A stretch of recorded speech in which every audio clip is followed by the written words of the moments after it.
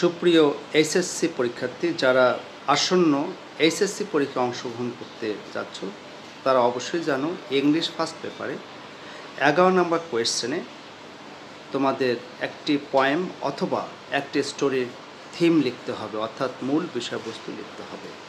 এবং এই 11 নম্বর প্রশ্নের জন্য তোমাদের নম্বর থাকবে হচ্ছে 8, অর্থাৎ 8 নম্বরের জন্য উত্তর দিতে হবে। আর এই থিমটা তোমাদের লিখতে হবে 50টি ওয়ার্ডের মধ্যে।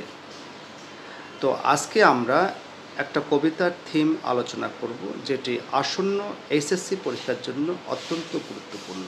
এভাবে আমরা বেশ কয়েকটি থিম আলোচনা করব যেগুলো তোমাদের পরীক্ষায় অবশ্যই আসতে পারে। তাহলে শুরু করছি। কবিতাটির নাম হলো হোল্ড ফাস্ট টু ড্রিমস, লিখেছেন Langston Hughes.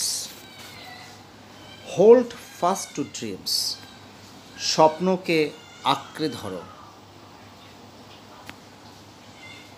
For if dreams die, কারণ যদি স্বপ্ন মরে যায়। Life is a broken winged bird, জীবন একটি ডানা ভাঙ্গা পাখির মতো। দ্যাট ক্যান নট ফ্লাই, যা উঠতে পারে না।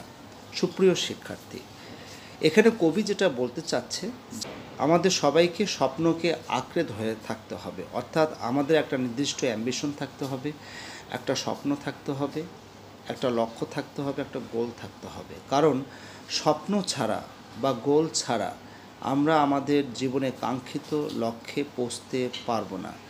যাদের স্বপ্ন থাকে না, এখানে একটা শব্দ ব্যবহার করেছে ডাই, ডাই মানে মরে যাওয়া। অর্থাৎ স্বপ্ন যাদের থাকে না তাদের জীবনটা কিসের মতো হয়? জীবনটা হয় ঠিক ডানা ভাঙ্গা পাখির মতো।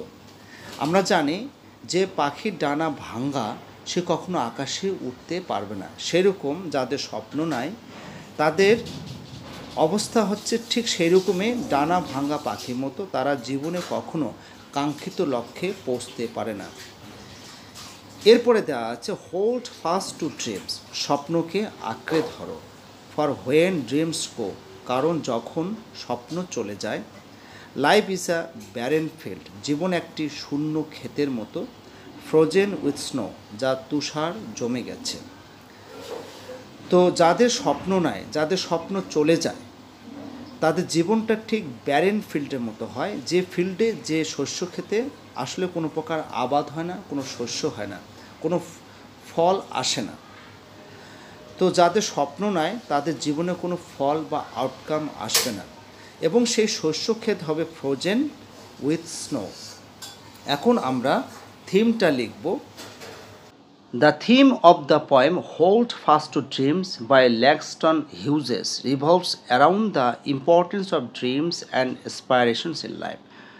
আমরা এইভাবে শুরু করতে পারি, the theme of the poem. সুপ্রিয় শিক্ষার্থী, পরীক্ষার প্রশ্নপত্রে না কবিতার নাম দেওয়া থাকবে না কবির নাম দেওয়া থাকবে। যদি তোমরা জেনে থাকো যে এই কবিতার নাম কি বা কবির নাম কি, তোমরা সেক্ষেত্রে লিখবে। যদি জেনে না থাকো তাহলে লেখার প্রয়োজন নেই। তো কবিতার বিষয়বস্তুটা হচ্ছে স্বপ্নের গুরুত্ব সম্পর্কে এবং জীবনের আশা আকাঙ্ক্ষা নিয়ে। ইন্সপাইরেশন মানে হচ্ছে আশা আকাঙ্ক্ষা।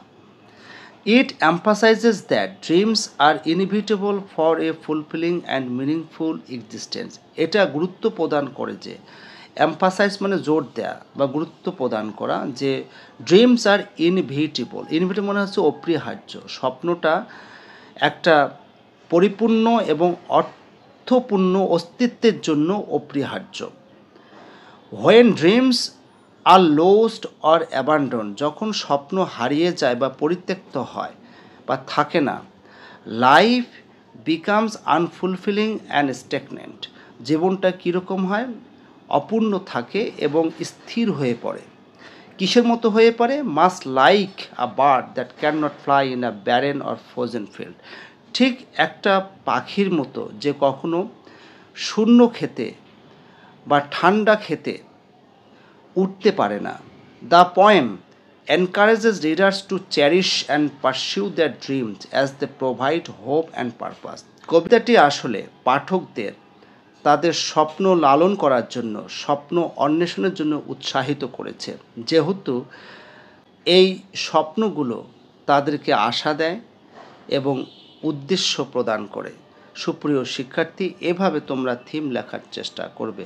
আজকে এ পর্যন্তই, সবাই ভালো থাকবে।